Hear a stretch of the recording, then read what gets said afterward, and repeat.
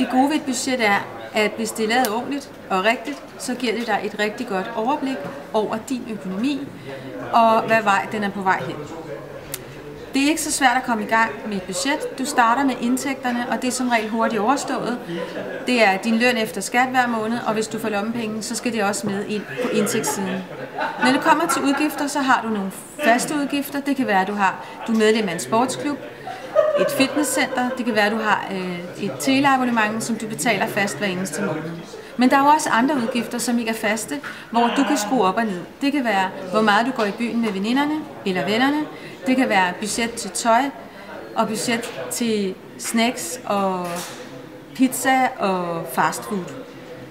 Det er en god idé at sætte opsparingen med på budgettet som en fast udgift.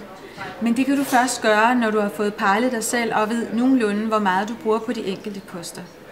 Grunden til at anbefale dig at få opsparingen med ind i dit budget som en fast udgift, det er jo fordi, at du går og har nogle drømme. Det kan være en smartphone, det kan være en rejse.